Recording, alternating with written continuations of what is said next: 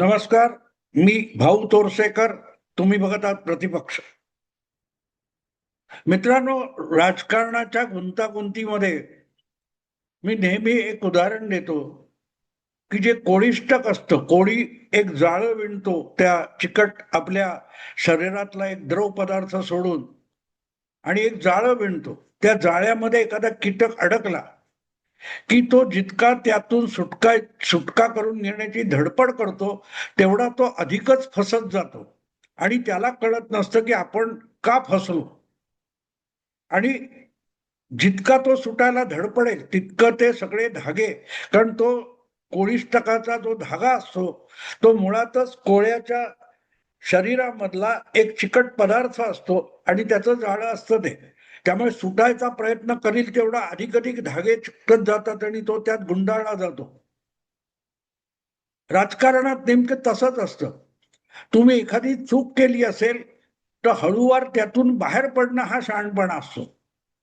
पण त्याच्याऐवजी तुम्ही धष्टपणा केला, धक्काबुक्की केली, आटापिटा सुरू केला तर तुम्ही त्याच्यामध्ये अधिक फसत जाता.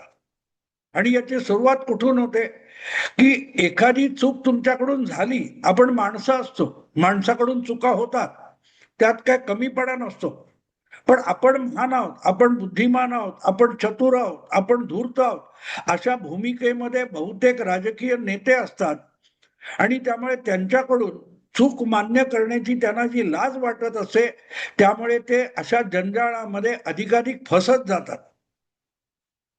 आज मी हे उदाहरण सुरुवातीला तुम्हाला एवढ्यासाठी दिले की मी गेले काही दिवस बघतोय लवकरच ज्या 4-5 राज्यांच्या विधानसभा निवडणुका व्हायच्या आहेत त्यामधलं एक महत्वाचं राज्य आहे ते म्हणजे पश्चिम बंगाल. त्या पश्चिम बंगालमध्ये मागल्या 3 विधानसभा निवडणुकांमध्ये ममता बॅनर्जी या तृणमूल काँग्रेस या आपल्या प्रादेशिक पक्षाला प्रचंड बहुमताने निवडून आणू शकले आहेत आणि परत परत सत्तेत बसले आहेत. या 3 निवडणुका जिंकताना त्यांनी ज्या ज्या प्रकारच्या कारवाया केल्या, राजकारण केलं, त्यामध्ये प्रत्येक वेळेला त्यांच्या विरोधातला विरोधी पक्ष बदलत गेलाय. ममता दिदी आपल्या जागी राहिलेले आहेत. पण 15 वर्ष सतत तुम्ही सत्तेत राहिल्यानंतर ज्याला एक जनमानसातला फटीक किंवा अँटी इन्कम्बन्सी म्हणतात, नाराजीचा एक थर तयार होतो आणि त्यामध्ये तुमचा आत्मविश्वास कमी होत जातो. नेमकी ती गोष्ट अनेक राजकारण्यांच्या बाबतीत झाली आहे आणि बघता बघता असे राजकारणी अक्षरशः अस्तंगत होऊन गेलेले. खुद्द ममता बॅनर्जी विसरून गेल्या की 2011 मध्ये त्यांना बंगालमधली निवडणूक का जिंकता आली. त्यावेळेला तर कोणाचीही अपेक्षा नव्हती की ममता बॅनर्जी काँग्रेसला सोबत घेऊन एकपक्षीय बहुमतापर्यंत येऊन पोहोचतील आणि नंतरच्या काळात त्यांना काँग्रेसच्या मदतीची गरज सुद्धा उरणार नाही. हे ममता दिदींना स्वप्नात सुद्धा वाटलं नव्हतं, पण घडलं होतं. याची मी आठवण एवढ्यासाठी करून देतोय की त्यावेळेला त्यांचे अत्यंत भक्कम आणि मजबूत असे विरोधक असलेले डाव्या आघाडीचे पक्ष आणि नेते हे इतके सुस्तावलेले आणि सुखावलेले होते की आता आपल्याला कोणी हरवू शकत नाही. डाव्या आघाडीचं बंगालमधलं राज्य हे अजरामर अमरपट्टा घेऊन आले अशा भूमिकेमध्ये डावे पक्ष आणि डाव्या पक्षाचे नेते गेलेले होते. त्यामुळे त्यांना धक्का बसला होता. आपली सत्ता वाचवण्यासाठी त्यांनी सत्ता अधिक संघटनात्मक गुंडगिरीचा जो वापर केला होता, आज ममता त्या जंजाळामध्ये फसलेले आहेत. मुद्दा असा आहे की त्यावेळेला लोकांना त्याच डाव्या आघाडीचा कंटाळा आला होता. कारण मला वाटते 77 पासून 2011 पर्यंत म्हणजे किती काळ बघा, जवळजवळ 36 वर्ष 35 वर्ष डाव्या आघाडीचं अविरत राज्य होतं आणि त्यांना कोणी हडवू शकत नाही हे सगळ्यांनीच मान्य केलेलं होतं. तुलना करायला गेली तर 1977 मध्ये काँग्रेसचा पराभव करून डावी आघाडी सत्तेत आलेली होती आणि डावी आघाडी सत्तेत आली तरी त्यामधला एकटा मोठा असलेला मार्क्सवादी कम्युनिस्ट पक्ष हा स्वतःच्या बहुमताने राज्य चालवत होता, पण इतर मित्र पक्षांना त्यांनी सोबत ठेवलं होतं आणि डावी आघाडी अभेद्य मानली जात होती. आणि अशा वेळेला काँग्रेस पक्ष हा प्रमुख विरोधी पक्ष होता, पण तो डाव्या आघाडीशी लढू इच्छितच नाही. त्यामुळे डाव्या काँग्रेसमधले काही नेते कंटाळलेले होते आणि त्यांना काँग्रेसची टक्कर घ्यायची होती, पण दिल्लीतलं काँग्रेसचं हायकमांडचं नेतृत्व स्थानिक बंगाली काँग्रेस नेत्यांना पाठिंबा देत नव्हतं. म्हणून कंटाळलेल्या ममता बॅनर्जींनी आपल्या काही सहकाऱ्यांना बाजूला घेऊन 1998 मध्ये तृणमूल काँग्रेस नावाच्या वेगळ्या पक्षाची चूल मांडली आणि अगदी भाजपला सोबत घेऊन पहिली लोकसभा निवडणूक लढवली होती. मग हळूहळू करत काँग्रेसमधले जे डाव्या आघाडीशी लढायला उत्सुक असलेले नेते होते ते त्यांच्याकडे एकत्र येत गेले. अगदी अजित पंजाब वगैरे माजी केंद्रीय मंत्री त्यांच्यासोबत होते आणि हळूहळू करत ती काँग्रेस, बंगालमधली मृतप्राय झालेली काँग्रेस पुनरुज्जीवित झाली, पण ती तृणमूल काँग्रेस या नावाने ओळखली जात होती. त्यासाठी ममता बॅनर्जींनी जे काय केलं, पण आपण कोणाशी लढलो होतो, कोणाला कंटाळलेल्या मतदाराने आपली पाठराखण केली आणि आपल्याला सत्तेत आणून बसवलं हे ममता दिदी विसरून गेल्या. आणि त्यापेक्षाही दुसरी मोठी गोष्ट, ज्या चुका डाव्या आघाडीने केल्या, बंगालमध्ये कामगार चळवळ किंवा युनियन हा प्रकार इतका बोकाळला होता की हळूहळू करत बंगालमधून बहुतांश उद्योग धंदे व्यापार हे बंगालमधून बाहेर पडले. ब्रिटिशांची सत्ता आली तेव्हा ब्रिटिशांची पहिली भारतातली राजधानी, ईस्ट इंडिया कंपनीची राजधानी कोलकाता होती आणि त्यामुळे भारतातला पहिला औद्योगिक विकास हा बंगालमध्ये सुरू झाला हे विसरता कामा नये. अशा बंगालची आजची अवस्था इतकी दयनीय आहे की रोजगार, बेकारी, हजारो लाखोच्या संख्येने रोज प्रत्येक दिवशी तरुण बंगालमधून बाहेर पडून इतर राज्यामध्ये, विकसित होणाऱ्या राज्यामध्ये काम धंदा शोधायला जातो आणि आसपासच्या राज्यातले लोक कोलकाता सारख्या एका व्यापारी आणि आर्थिक केंद्रामध्ये नोकरीसाठी येत असतात. अस्थिरता आणि गरिबी हा पश्चिम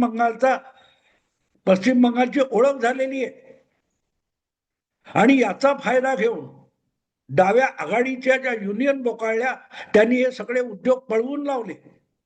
पण शेवटी आपली चूक लक्षात आलेले डाव्या आघाडीचे मुख्यमंत्री बुद्धदेव भट्टाचार्य यांनी बंगालमध्ये टाटा वगैरे गुंतवणूकदार उद्योगपतींना आमंत्रित करायला सुरुवात केली आणि त्याच्या विरुद्ध ममता बॅनर्जींनी बंड पुकारलं.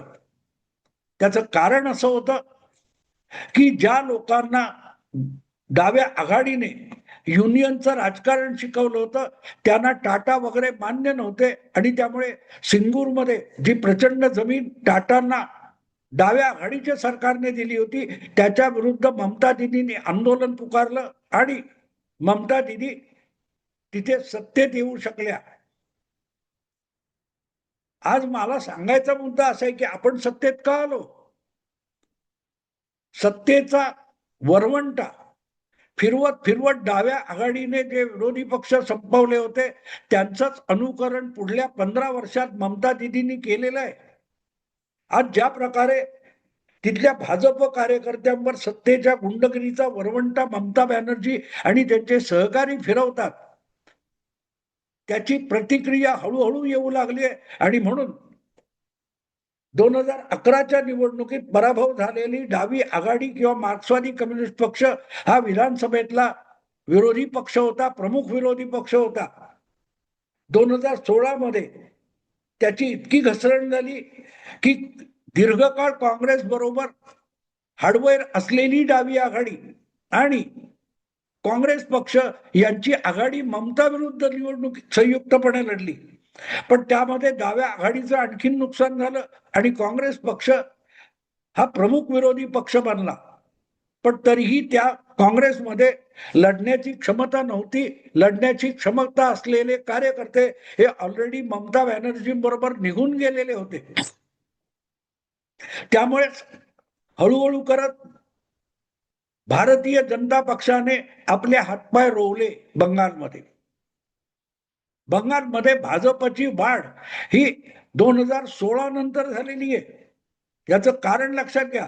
2016 मध्ये अवघे 3 आमदार होते आणि 2021 मध्ये ते 77 पर्यंत गेले. त्याचं कारण असं आहे की जो पक्ष सत्ता आणि गुंडगिरी याच्या विरुद्ध दंड थोपटून उभा राहील त्याच्या पाठीमागे हा मतदार येत गेला. जो ममतांच्या पाठीशी होता तो विरोधी पक्ष म्हणून काँग्रेसकडे गेला, काँग्रेसकडून भाजपकडे आला. आणि आज भाजप हा तिथला प्रमुख विरोधी पक्ष बनलाय.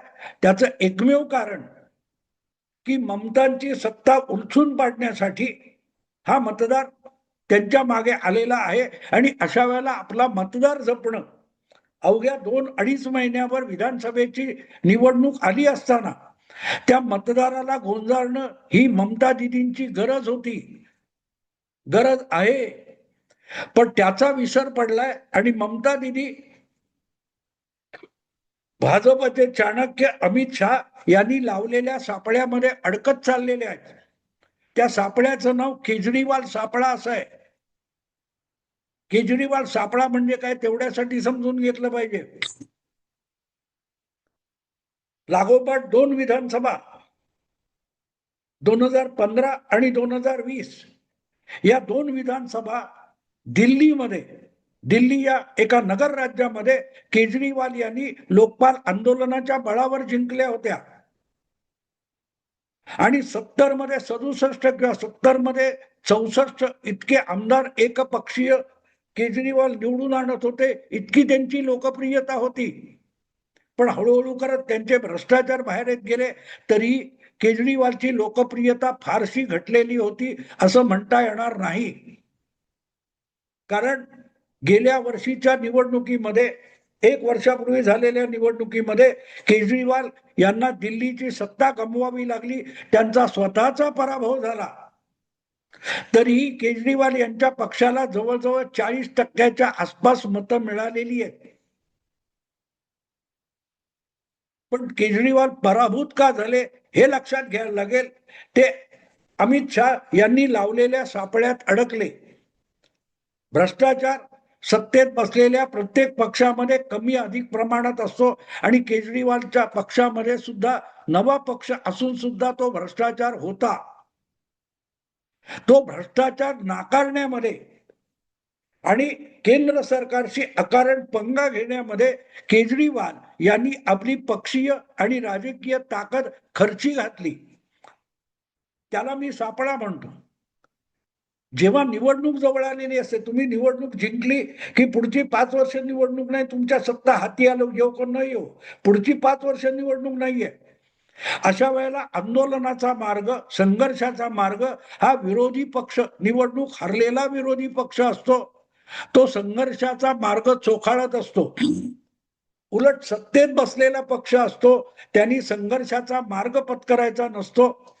तर ज्या मतदाराने आपल्याला सत्तेवर आणून बसवलेलं आहे त्याला मतदाराला कमी अधिक प्रमाणात आपलं काम आणि कारभार दाखवून आपल्या बाजूला राखण्यासाठी सत्ताधारी पक्षाने काम करायचं असतं. पण केजरीवाल यांना जनमानसाची पर्वा नव्हती. त्यांना कारभार करायची इच्छा नव्हती. त्यांना दिल्लीचं मुख्यमंत्रीपद आणि दिल्लीची सत्ता याच्या बळावर आपले हातपाय देशभर पसरायचे होते आणि थेट पंतप्रधान पदापर्यंत झेप घ्यायची होती. काही प्रमाणात त्यांना पंजाब मधल्या राजकारणाच्या विस्कटलेपणाचा फायदा झाला. तिथे त्यांच्या पक्षाचा मुख्यमंत्री आणि सरकार आलं आणि त्यामुळे केजरीवाल अधिकच बोकाळत गेले होते. आणि म्हणून 2020च्या दिल्लीच्या निवडणुका जिंकल्यापासून केजरीवाल अतिशय मोकाट वागत गेले. अगदी राजरोसपणे भ्रष्टाचार, पैसे खाणं वगैरे सुरू झालं. जनहिताच्या नावाखाली त्यांनी अक्षरशः सरकारी तिजोरीची लूटमार सुरू केली आणि तीही एक वेळ चालून जाते. अन्यथा त्यांना 40 टक्क्याच्या आसपास मतं मिळाली नसती. केवळ भ्रष्टाचाराचे आरोप किंवा खटले वगैरे यामुळे केजरीवालांचा दिल्लीत पराभव झालेला नाही. त्यांचा पराभव झाला तो निवडणुकीच्या साधारण 8-10 महिने आधी, 1 वर्षभर जे आपण परत एकदा निवडणूक जिंकण्याच्या तयारीला लागायचं असतं त्याकडे केजरीवाल यांचा संपूर्ण दुर्लक्ष झालं. ही लढाई जी असते निवडणुकीची, ही जसजशी निवडणूक जवळ येत जाते तशी तशी ती हातगाईची आणि अटीतटीची लढाई होत जाते. अशा वेळेला आपला सगळा कार्यकर्त्यांची फौज ही मतदारांपर्यंत जाणं आणि मतदार शेवटच्या दिवशी आपल्या पारड्यात मत टाकण्यासाठी बाहेर येणं, यासाठी सगळी ताकद झोकून द्यायची असते. अशा वेळेला केजरीवाल हे न्यायालय, तपास काम, कोर्ट कचेऱ्या याच्यात अडकले आणि नेताच अशा सगळ्या जंजाळात अडकल्यामुळे केजरीवाल यांचा आम आदमी पक्ष हा निवडणुकीत मतदारांपर्यंत यशस्वीरित्या पोहोचू शकला नाही. त्यांनी मतदाराला गृहीत धरलं होतं. आपल्याशिवाय दिल्लीच्या मतदाराला अन्य कुठलाही पर्याय नाही असल्या भ्रमामध्ये केजरीवाल होते, त्यांचे सहकारी नेते होते, पक्षाचे कार्यकर्ते होते आणि त्याचा परिणाम त्यांना निवडणुकीच्या मतदानात आणि मतमोजणीत भोगावा लागला. मी तुरुंगातून सरकार चालवीन वगैरे वगैरे बोलत केजरीवाल हे कोर्ट कचेऱ्या करण्यात आणि आव्हान देण्यात रमलेले होते आणि दुसरीकडे मोदींना सांगत होते कि आप तो हमको दिल्ली में नहीं हरा सकते, आपको इस जन्म में शक्य नहीं, पॉसिबल नहीं है, आपको अगला जन्म लेना पडेगा वगैरे वगैरे धमकावणारे केजरीवाल हे आपल्या विधानसभा क्षेत्रात सुद्धा पराभूत झाले. पक्षाचं तर बहुमत गेलंच, पण खुद्द केजरीवाल आमदार म्हणून पराभूत झाले. त्यांच्या सरकारमधले अनेक मंत्री पराभूत झाले. नेमक्या त्याच सापड्यात आज ममता दीदी अडकलेल्या दिसत आहेत. गेलं वर्षभर मी बघतोय ममता दीदींचं जे काय राजकारण बंगालमध्ये चाललेलं आहे ते राजकारण लवकरच मार्च एप्रिल मध्ये ज्या बंगाल विधानसभेच्या निवडणुका होणार आहेत त्या जिंकण्याच्या दृष्टीने कुठलंही राजकारण ममता दीदींनी केलं नाही. त्यापेक्षा ममता दीदी मिळेल त्या मार्गाने जनमानसाला लाथाडून, जनमानसाची पर्वा न करता केंद्र सरकारशी, मोदी सरकारशी, भाजपशी पंगा घेत बसल्या. केंद्र सरकारची कुठची योजना असो, निवडणूक आयोगाचं कुठचंही काम असो, त्यामध्ये अडथळा निर्माण करणं आणि त्यातून संघर्षाचा पवित्रा घेणं, त्यासाठी सगळं राजकारण आणि सरकार बाजूला ठेवून स्वतः आंदोलनाच्या पवित्र्यात उतरणं. तुम्हाला काल परवाची गोष्ट आठवत असेल, महिन्याभरापूर्वीची, काय 3 आठवड्यापूर्वीची, की आयपॅक नावाच्या एका कंपनीवर ईडीने धाड घातली. तर ममता दीदी आपल्या कोलकात्याच्या पोलीस आयुक्ताला आणि वरिष्ठ पोलीस अधिकाऱ्यांना घेऊन धाडीच्या जागी गेल्या आणि तिथून त्यांनी एक फाईल, एका खासगी कार्यालयातली फाईल उचलून पुरावा नष्ट केल्याचा आरोप आपल्यावर येईल हा धोका पत्करून जे काय आदळापट केली त्याला सापळ्यात शिरणं म्हणतात. हळूहळू ममता दीदींना ते कळलेलं पण आहे. त्यांनी एकदा जाहीर वक्तव्य केलं की अमित शहाच्या सापळ्यात, जाळ्यात मी फसणार नाही. पण प्रत्यक्षात बघितलं तर केजरीवाल जसे अलगद अलगद अलगद त्या सापळ्यात अडकत गेले आणि निवडणुकीवर लक्ष केंद्रित करण्यापेक्षा कोर्ट कचेऱ्या आणि संघर्षाचा पवित्रा घेण्यात त्यांनी आपला वेळ वाया घालवला, आपला पक्ष निष्क्रिय ठेवला. पक्ष हा तिथल्या दिल्लीचा भाजप आणि दिल्लीचे केजरीवाल यांच्यात संघर्ष होता. पण केजरीवाल हे राष्ट्रीय सरकार, मोदी सरकारशी लढत बसले, त्यांच्या प्रशासनाशी लढत बसले आणि भाजपवाले मतदारांपर्यंत पोहोचत राहिले. आज बंगालची परिस्थिती तुम्ही बघितली तर काल परवा खुद्द स्वतः ममता दीदी या सुप्रीम कोर्टात युक्तिवाद करायला उभ्या राहिल्या. हायकोर्ट, सुप्रीम कोर्ट, ईडी, निवडणूक आयोग प्रत्येकाशी भांडण आणि संघर्ष करता करता मतदारापर्यंत गेलं पाहिजे याचा ममता दिदींना विसर पडलाय. आणि त्यामुळे ज्या वेळेला निवडणूक घोषित होईल त्यानंतर ममता दिदीकडे मतदारांपर्यंत जायला वेळ उरणार नाही. नाटकं करून, तमाशे करून सहानुभूती मिळवता येईल या आशेवर ममता दिदी चुकीचं आणि खुळचट राजकारण करतायत असं माझं ठाम मत आहे. आणि म्हणून मी त्याला म्हणतो केजरीवाल सापळा. ज्या सापळ्यात अडकून केजरीवाल यांचा दिल्ली विधानसभेत पराभव झाला होता तशीच्या तशी परिस्थिती ईडी, निवडणूक आयोग वगैरे वगैरे SIR इत्यादी प्रकरणामध्ये ममता दिदी संघर्षाच्या सापळ्यात जाऊन अडकल्यात. आणि ज्या दिवशी निवडणुकीचे निकाल लागतील तेव्हा त्यांना पश्चाताप होईल आपण सापळ्यात चालत कसे गेलो. मित्रांनो, आत्ता थांबतो. आवडलं लाईक करा, शेअर करा आणि प्रतिपक्षाला सबस्क्राईब करा. नमस्कार.